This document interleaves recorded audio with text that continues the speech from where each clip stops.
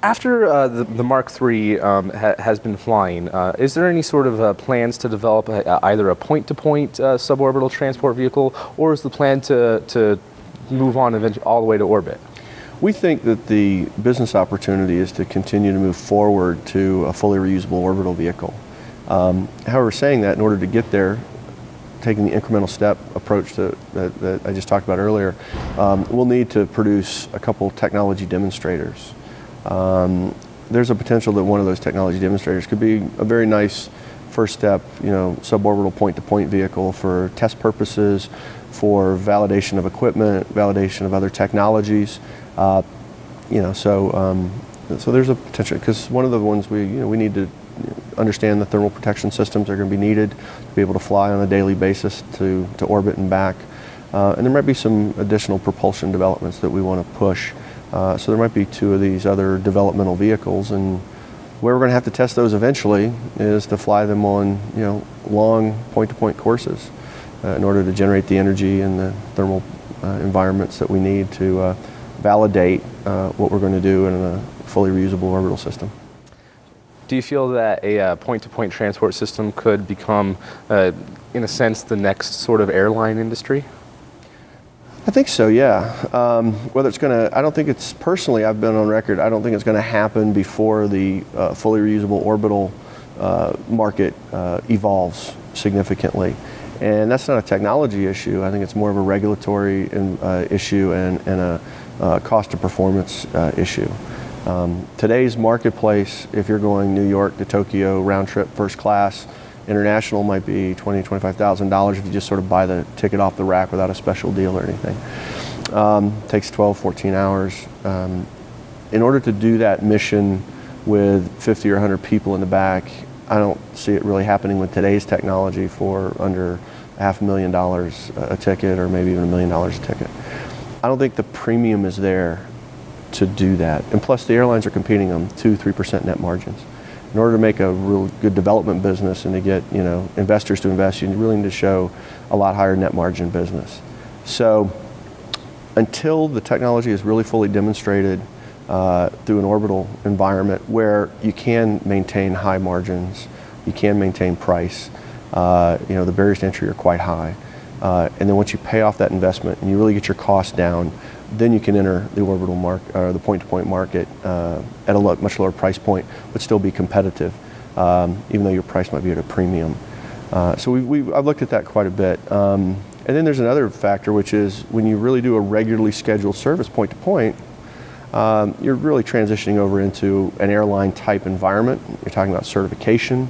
Once you have certification, you really need thousands and thousands and thousands of flights and flight history in order to prove to the authorities that you are indeed meeting a level of safety that is appropriate for the paying passenger at that point, not paying participant. So there's a lot of factors I think are going to go into the marketplace that will have the orbital market evolving before the point-to-point person market. That's not to say cargo might be a great opportunity, because if you absolutely have to have it yesterday, this is going to be the only way to do it. Wonderful. Yeah. So FedEx hopefully will give me a call now. Well, regarding the orbital vehicle, is that going to be a further evolution of the Lynx, or will that be a new vehicle? No, we don't think it's going to be well, there will be concept of operations that we're promoting with the Lynx and the expendable launcher on the back. That concept of operations, that approach, certainly will continue. There might be some systems and subsystems that will prevail and continue. The reaction control system, various things. Obviously, the operational procedures might remain or evolve, but the actual shape of the Lynx, being the shape of the orbital vehicle, I don't think that's going to hold. So it's just the aerodynamics don't work, at Mach 25 or whatever it is, and the thermal protection system might be entirely different. And there's a lot of reasons why the Lynx itself isn't going to be coming back from orbit anytime soon, but maybe in the movies, who knows.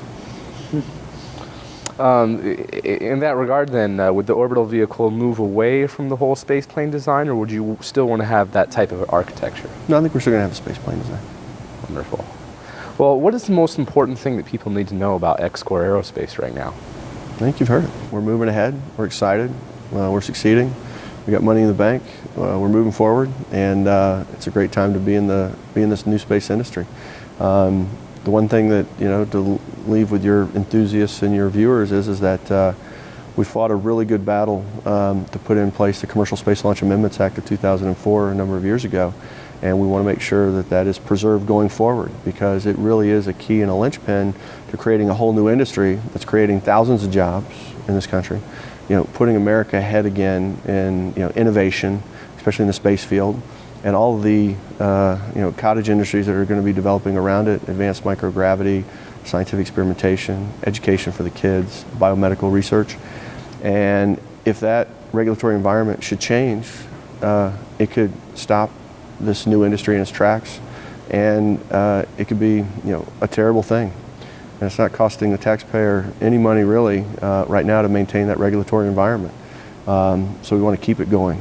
So I guess that's the one message. Write your congressmen, write your senators, tell them to make sure that we want to preserve the status quo and the way we regulate commercial space. Wonderful. Well, thank you very much for joining us today. Thank you. It's been exciting. Is there anything else that you would like to share or add with us today?